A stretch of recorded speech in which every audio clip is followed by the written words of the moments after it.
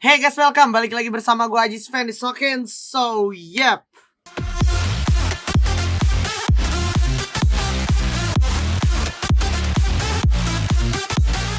Di kesempatan kali ini akhirnya gue berkesempatan lagi untuk membuat konten. Dan konten kali ini itu adalah review rotasi resi, dimana konten ini itu biasa gue buat untuk membahas dan juga banyaknya membedah atau mengulik strategi-strategi atau rotasi-rotasi yang biasa dimainkan oleh tim-tim e-sport, baik tim e-sport lokal, nasional maupun internasional. Dan kesempatan kali ini gue bakalan mereview rotasi dari Boss Nightmare, dimana permintaan ini juga banyak gue temuin di komen-komen sebelumnya. Dan gue juga cukup tertarik untuk ngebahasnya karena kemarin mereka habis dapetin Buyah di babak fase play-ins. Tapi sayang banget mereka nggak lolos. Tapi biar kalian nggak makin penasaran, gue mau kalian untuk pencet dulu tombol like, tombol share, dan juga tombol subscribe channel ini biar channel ini makin berkembang juga tentunya. Dan jangan lupa juga untuk di follow Instagram gue. Oke, follow, subscribe.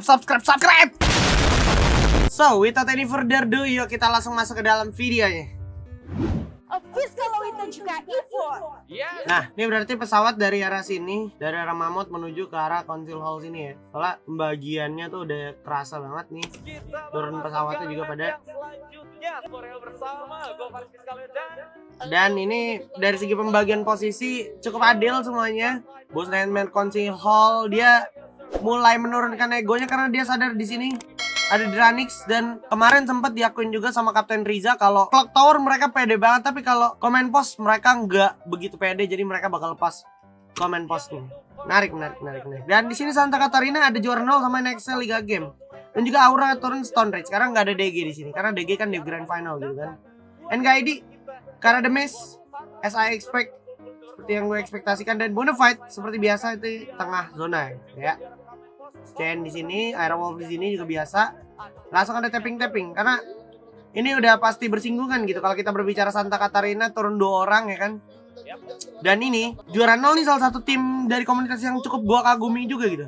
Kenapa gua kagumi mereka? Karena mereka punya tempo itu lumayan taktis, lumayan cepat. Jadi mereka tipikal yang looting cepat, habis itu gerak nyari orang. Udah kayak main postur gitu, tapi tentunya dengan pertimbangan gitu. Dan sekarang kalau lu perhatiin ya, posisi dari temen-temen juara 0 sendiri kebagi cukup bagus, 2-2. Terus NXL Liga Game di sini tetap dengan 4 orang ya gitu. Cuman kita tonton aja dong nih. Nih posisi dari teman-teman juara 0 boleh gue bilang overstay terlalu lama sampai akhirnya dia sebenarnya melewatkan kesempatan untuk ngepanis teman-teman dari NXT Liga Game. NXT Liga Game akhirnya dia cabut, narik ya kan ke arah belakang, lebih memilih untuk nggak ketemu sama teman-teman dari juara 0. Well, oke banget ini teman-teman dari NXT Liga Game. Nah ini walaupun mereka udah narik jauh masih tetap ketahuan gitu, sama juara 0-nya juga masih mantau dari kejauhan. Terus ada info kill, ada Aerowolf sama Bonafide, terjadi momentum fight sepertinya ya, tapi nggak ditongolin fightnya. Jadi kita masih stay tetap untuk mantau tahun-tahun di Santa Catarina, yaitu juara 0 sama NXL Liga Game. Ini Kapten Cupai juga menurut gue punya satu vision yang bagus banget. Dia mantaunya dari arah lantai 2 gini, biar apa? Biar teman-teman juara 0 tuh yang mau coba mantau dari patahan itu nggak kelihatan. Patahan yang gue maksud tuh patahan yang di sini nih. Nah, tuh nih. Kapten Cupai di sini untuk make sure orang-orang yang dari juara 0 ini dari Santa Catarina perahu ini pas ke sini ke patahan tuh kelihatan kalau misalkan ngintip-ngintip. Bagus Kapten Cupai dengan visionnya dan juga inisiatifnya untuk memantau vision ya. Dan ini punya gardu ya. Gua lihat adalah salah satu player yang gua gadang-gadang lumayan potensial, dan sayang banget kalau seandainya dia nggak dibungkus oleh salah satu tim e-sports mungkin. Tim juara 0 ini menurut gue sangat potensial. Gimana menurut kalian? Juara 0 potensial apa enggak? Nah ini adalah momen dimana Joker tadi dapetin MVP nih ya. Dan mantep banget ini ya, teman-teman dari First Rider tuh selalu punya kompon yang enak. Kenapa? Karena kalau lu perhatiin ya, di beberapa matchday mau yang regular season ataupun di fase kemarin playoff itu lu perhatiin deh. Nih dia punya posisi selalu main di patahan-patahan yang high ground gini, dan mereka penguasaan mappingnya tuh bagus banget. Apalagi mereka punya aim tuh tajam-tajam tuh tak pakai scar gitu kan. Tuh. Gila. Tajam bener ya. Bener-bener dipukul mundur Dranixnya. Gak dikasih ampun. Nah, ini NXL Liga Game ketemu Aura ya. Kita simak dulu baik-baik. Teman-teman dari Aura, kalau lu perhatiin ini setupnya sebenarnya masih 2-2. Dia ngerasnya punya timing, punya tempo juga, dimana sebenarnya bisa dimanfaatin sama teman-teman NXL. Kita lihat bareng-bareng. Nah, lemparan grenade Amek ini on point. Bikin apa? Bikin ini Chrono keluar. Chrono keluar itu adalah sebuah tanda kalau musuh lu itu lagi ke pojok. Musuh lu ke pojok nggak mau buka global, dia buka Chrono. Tapi kalau Chrononya nggak dibuka, berarti tandanya dia nggak punya Chrono dan dia lebih milih buka global biasanya. Nah, ini yang dilakukan oleh Amek. Ngedelay musuhnya, ngebuka Chrono, biar musuhnya nggak punya Chrono nanti pas diras. Amek udah punya double vector. Terus di sini Captain Deadly udah punya double barrel gitu kan. Dan lu lihat ya, satu orang Guns di belakang seperti biasa kayak kemarin di observe tuh Guns dikirim untuk mastiin ada orang lagi nggak nih di sekitarnya gitu. Guns dikirim untuk melakukan peranan itu dan sisanya 3 dikirim untuk siap-siap melakukan upaya ras. Untungnya ada Kapten Cupai juga yang punya vision bagus banget nih menurut gua nih ya. Dia tahu Guns yang ada di belakang, tapi itu upaya Cupai untuk matain si Gunsnya sayang banget digagalin. Dan kalau perhatiin perangnya di sini, nah ini bagus sebenarnya, ini dari Kapten Cupai ini bagus banget nih. Nih ya, kita fast forward dikit. Nih, dia tahu di situ ada orang nih, lu lihat. Dar, pas banget krononya aktif, dia strafing dikit, gocek ke sini, dapat tuh berapa orang tuh Cupai tuh. Sayangnya di situ masih ada 2 orang. Nah, mati lagi. Nah, sisa Gijar ini, NXL Liga Game Jar ini udah ke pojok posisinya, jadi sulit. Dan timing dari teman-teman Aura tuh pas banget masuk ya. Tadi pokoknya emang choke point-nya cuma ada di Kapten Cupai, karena di dalam teman-teman yang di dalam boleh gue bilang agak sedikit misinformasi tentang di mana aja player Aura itu masuknya timingnya gimana. Cuman Kapten Cupai doang yang punya info. Dan kalau udah di waktu sesingkat itu biasanya player tuh nggak punya baik waktu untuk menjelaskan gitu, lebih ke arah dengerin stepping aja. Sayangnya di sini NXL Liga Game-nya kecolongan, jadi Aura di sini dapat advantage banget. Kita move on. Nih punya Gardut, tahu-tahu udah di Bayfront, cepet banget gitu kan. Dari Santa Catarina langsung ngambil Bayfront. Ini yang gue maksud, juara 0 tuh punya timing yang menurut gue cukup boleh diperhitungkan. Ya ini udah ada teman-teman dari Dranix. Terus di sini Siren kalau nggak salah, no kan bener Siren. Jadi emang posisinya dari juara 0 sendiri udah tinggal nungguin momentum aja. Deadlock ini kalau udah kayak gini. Deadlock tuh adalah momen dimana lu udah nggak bisa kemana-mana lagi. Kecuali circle-nya atau ada salah satu tim yang mau ngendor, baru lu bisa gerak. Ngendor dalam artian meregangkan posisi gitu, nggak rapat gini. Kalau rapat gini susah, apalagi ini si juara 0-nya itu ngebagi posisi gini. Di satu sisi juara 0 lagi ngelock Siren, tapi di saat yang sama juara 0 juga nggak bisa bergerak banyak. Kalau yang ini gerak sendiri, offset, ketahuan sama teman-teman dari Dranix, udah habis sama Siren. Jadi emang remis nih posisinya kalau ibarat main catur. Nah, circle kayak gini, kalau lu perhatiin dari tadi kan EVOS ada di Shrines. Dia dengan rotasinya kayak biasa, Oldhampton, habis itu baru masuk circle pelan-pelan gitu kan. Dan kalau circle udah kayak gini, biasanya tuh circle pasti di sekitaran sini nih.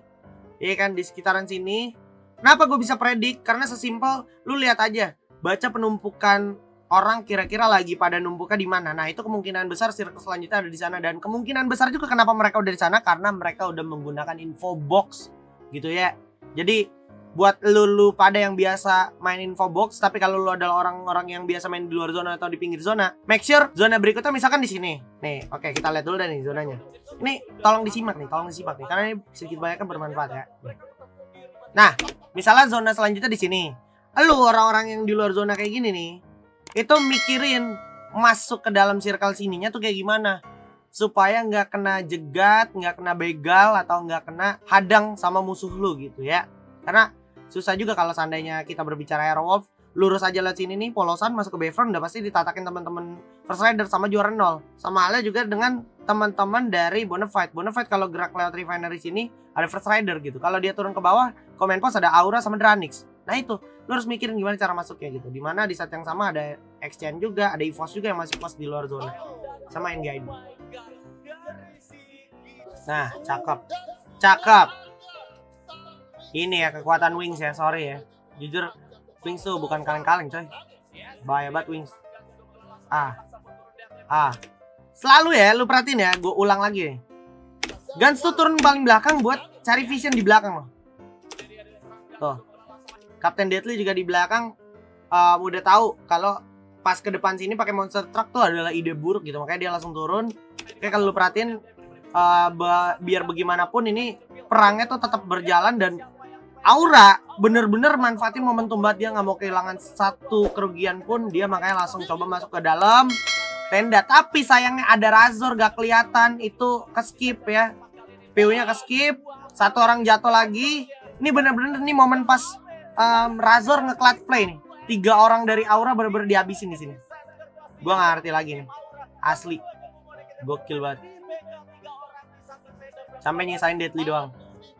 Ini tadi kalau seandainya Deadly bisa barengan sama temennya mungkin beda cerita, tapi karena emang dari si Razornya juga bisa manfaatin momen buat natakin orang, itu bener-bener akhirnya bisa dimaksimalin sama Razor ya. Gokil emang, Razor tuh adalah salah satu racer yang paling lagi ditakutin di FFML atau abang-abang divisi 1. Secara makro, secara mikro nih Razor tuh megang banget. Kalian setuju gak sama gue? Coba komen ke bawah. Nih Kapten Deadly sadar di situ tuh orangnya tuh, karena ada krononya nih, tuh kan. Ditutup dulu Glual, tapi dengan nutup Glual Deadly ini malah jadi momentum buat Razor gulung medkit. Medkit dia juga udah habis. Nah, ini udah momen all in aja nih. Loot dulu jadinya tuh. Dia dapat medkit lagi jadinya kan. Gila, dapat momen banget ini jadinya. Looting dulu ya kan, dapat blue wall ya kan. Dan dia Razor tuh boleh gue bilang tahu banget gitu kapan harus pindah-pindah dari segi kompon gitu, dan kapan harus stepping supaya nggak kedengeran. Ini circle by the way masih di sekitar sini ya. Tuh, ini udah ditatakin nih dari kejauhan sama Siren tuh tadi. Kalau lo perhatiin, tadi Siren atakin ke arah sini, ke arah Dranix sama ke arah Deadly juga. Lama-lama Deadly nggak punya pilihan, keluar nanti Deadly-nya. Gue inget banget ini momen kemarin. Tuh. Nah, ini juga dari Maung juga menurut gue menjadi salah satu kuncian juga sih untuk Razor. Kalau seandainya Maung nggak ada, gue yakin Razor nggak bisa main seenak jidat kayak gitu. Karena main kayak Razor itu butuh pertimbangan banget sih. Butuh pertimbangan, vision di sisi lain harus dijagain. Nah, di sisi ini Razor udah baca stepnya Deadly tuh. Deadly makanya langsung pas masuk ke dalam Glual sini langsung ke kunci, udah dihancurin, loncat pakai vektor. As simple as that. Ini kalau nggak salah di sini si Razor bacot kenceng banget Ren. Belajar dulu deh. Buset, serem bener. Nah, ini juara 0 juga walaupun dia udah konsisten tetap di Bayfront, dia nggak boleh lengah karena masih 35 tim gitu kan. Gokil banget emang ya. Zona 3 OTW zona 4 masih 35 orang. Horor gak sih lo main kayak gitu? Gila. Ini sebuah gambaran keras dan bukti nyata untuk kita kalau kita masih main tuh belum ada wave-wave berat kayak gini, musuh-musuh susah kayak gini, jangan ngerasa paling jago gitu. Karena abang-abang yang udah di divisi 1 aja tuh mainnya nggak ngerasa jago gitu, masih ngerasa kurang-kurang terus, dalam artian mereka selalu ingin berkembang gitu, nggak merasa puas. Ini juga teman-teman dari Era Wolf juga menurut gua akhirnya diuntungin karena dia berhasil dapetin zona gitu kan. Dan EVOS di sini kalau gue lihat pergerakannya nggak terlalu banyak kebaca karena emang dia main kan di pinggir zona gitu kan. Di Shrines, habis itu ke Old Hampton, habis itu jalan pelan kan untuk ke arah Bayfront lewat Shrines lagi. Nah, lu lihat nih ya, tuh posisinya Razor mau masuk zona susah. Di sini ada Rao sama Devito soalnya, terus Maung juga ini paling nggak dia udah dapetin kuncian zona. First Riders di depan, Iron Wolf sama juara 0 di sini udah saling berkaitan, jadi susah juga akhirnya gitu. Gila sih, ini benar-benar sengit banget kemarin kalau gue inget-inget posisinya. Dan Boss Nightmare ini belum nampak karena emang dari tadi Boss Nightmare tuh nggak ada fight apa-apa gitu, sama kayak EVOS, makanya belum gue bahas gitu ya. Kita bahas yang bisa kita bahas aja gitu, sambil ngalir aja. Dan udah mulai ada suara-suara tembakan sepertinya. Dan ini akhirnya circle lumayan nguntungin untuk teman-teman dari Boss Nightmare. Jadi Boss Nightmare tuh nggak kemana-mana, iya kan? Karena dia dari Council Hall tadi, Rain sayang banget kena pelontar diri sendiri. Lagi susah. Emang posisinya sulit juga. Dan di sini nih Evo sama Ingaidi perang malah jadi nguntungin untuk tim lain menurut gua. I'm God dapetin 1-2 orang exchange, rata 4 orang exchange pakai granat I'm God, gokil ya. Itu ya gunanya Alvaro ya, biar ledakannya itu gede gitu. Tapi kita balik lagi di sini perang NGID sama EVOS menurut gua NGID di sini dari segi kesiapan agak-agak kurang siap, karena NGID boleh gue bilang nih, kita breakdown dulu dikit. Nah, NGID dari sini tuh belum tahu nih posisinya EVOS pastinya tuh di mana aja. Tuh, dia tahu, oke, EVOS ada di balik duel, tapi dia nggak tahu cara ngelawannya gimana. Dan kebetulan EVOS tahu urutan yang harus dilawan duluan siapa, kayak misalnya Rama dulu gitu. Bentar lo lihat, abis itu Mervin dulu gitu. Tuh, dia mundur dulu, ya kan? Tuh, ngeglual dulu. Nah, habis itu baru urutannya tuh bagus banget. Kalau EVOS tuh paham banget urutan siapa yang harus di kill duluan tuh kan. Jatuh satu Rama, habis itu Mervin, baru Macha, sisa Iki. Udah, Iki susah masuk karena Iki masih di belakang buat make sure anak-anak EVOS mau main ke luar open field-nya. Enggak, ternyata masih ngumpet di balik blue wall gitu. Gokil ya EVOS ya. Tapi ada movement yang gokil juga dari teman-teman Boss Nightmare tadi. Dengan satu frag grenade aja itu dari Aim God, dan juara 0 di sini. Sayang banget perangnya nggak kelihatan, dibantai-bantai sama teman-teman dari Bonafide. Dan ini ada pergerakan yang sayang banget nih dari Aerowolf, jadi harus lockdown gini sama teman-teman dari First Riders. Ini emang lagi keras banget nih tim, jujur harus gua akuin. Besutannya Coach Manggiskun luar biasa memang ya. Gokil. Nah, tapi ini First Rider udah kalah zona nih, jadi First Rider nggak punya pilihan tuh. Mau keluar zona ya, udah depan udah ada teman-teman Boss Nightmare gitu kan. Nah, EVOS juga nggak punya pilihan lagi. Ini kejepit lagi di Van Jones. Udah dihabisin dari jauh. Street juga dapetin Justin, masih bisa natakin. Aerowolf juga susah posisinya karena kemakan zona. Nah, bos, lu perhatiin ya, bos nih yang pink nih, udah mau cari siapa lagi? Udah gak ada siapa-siapa lagi, bos. Udah tinggal manfaatin momentumnya nih. Orang-orang yang lagi pada perang, dia tinggal tatakin. Nah, tuh Aka diajar pasti. Aduh, glola ke atas gitu lagi, jadi kena kaki tuh pasti. Nah ini lemparan granat dir sebenarnya bagus nih, tapi sayangnya bukan granat, itu flashbang. Nah, double. Lo lihat. Nah, ini yang bikin jadi anti klimaks tuh sebenarnya gara-gara EVOS-nya juga gerak ke sini. Ya kan, yang tadinya di sini, dia balik ke sini EVOS-nya. EVOS-nya jadi dapat keuntungan karena yang di atasnya ini adalah teman-teman dari Bonafide gitu. Kalau EVOS naik sekarang, EVOS malah bisa ditatakin sama Boss Nightmare karena Boss Nightmare udah bagi posisi. Aim God tuh, lo lihat tuh, pakai pelontar udah begitu. Gokil ya. Nah, diras langsung sama Fear. Nah, Ipul tahu nih stepnya di sini. Di sini ada orang, Ipul tahu nih. Oh, makanya dia langsung begitu, langsung tiarap dikit. Nah, dia nungguin tuh kan, kerasa ada pelontar. Nah, Ipul langsung pahamin grounding. Dia pasti Ipul bilang kayak ke bawah. Tuh kan bener aja, kebait satu ya kan. Ini EVOS masih tetap memberikan perlawanan yang apik gitu. Di bait si Boss Nightmare, dan Boss Nightmare di sini bisa gue bilang juga cukup pintar gitu. Oke, dia kirim satu bait tapi ditukar lagi sama satu Ipul yang kenok. Ipul kenok, udah langsung di sini semua berubah. Boss Nightmare benar-benar memainkan peranannya sebagai peran antagonis menurut gua, karena di sini perannya Boss Nightmare tuh jahat banget, langsung ngebegal habis tim-tim yang ada di depannya tanpa harus mengeluarkan effort lebih atau usaha yang maksimal gitu. Tapi hasilnya tetap maksimal. Dia buyah dan dapat kill banyak. Tadi sekitar 10 kill atau 9 kill kalau nggak salah. Gokil. Ya, itu dia sedikit pembahasan tentang Boss Nightmare, di mana dia berhasil buyah dan dapetin kill yang cukup banyak dengan cara yang tidak terlalu ribet dan tidak terlalu repot gitu ya. Untuk teman-teman Boss Nightmare jalaninnya, dia cuma perlu turun ke arah Council Hall, habis itu ke arah OTW Bayfront gitu ya, di jembatan. Dengan konsistensi dan juga pertimbangan dan juga pembacaan insting zona, bukan cuma dari infobox tapi dari instingnya, lu feeling zona kira-kira bakalan endingnya di mana, itu lu harus punya feeling barengan sama teman-teman lu, komit. Dan ini membuktikan juga kalau Boss Nightmare tuh masih layak banget sebenarnya dan masih harus diperhitungkan di season depan di divisi 1, karena Boss Nightmare ini lolos ke divisi 1 walaupun dia nggak berhasil lolos ke grand final. Overall keren banget pokoknya Boss Nightmare, tapi sayang harus terhenti langkahnya di play-ins. Jangan menyerah dan tetap semangat pokoknya, jangan sampai patah semangatnya untuk teman-teman Boss Nightmare, karena season depan tentunya menanti dengan lawan yang lebih kerat-kerat lagi. Oke, dah segitu aja kurang lebihnya.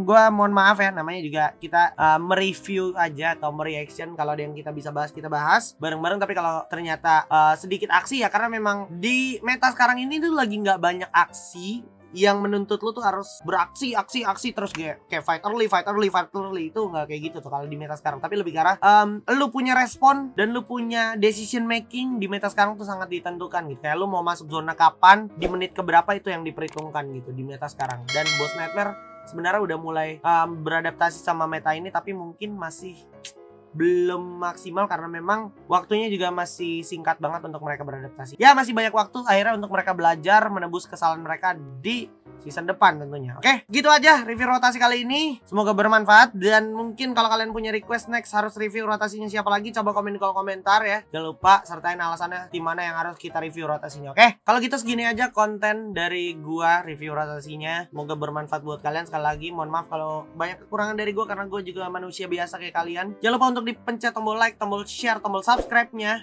dan jangan lupa juga di follow Instagram gua. Kalau gitu gua Jispen disokin. See you guys in the next videos.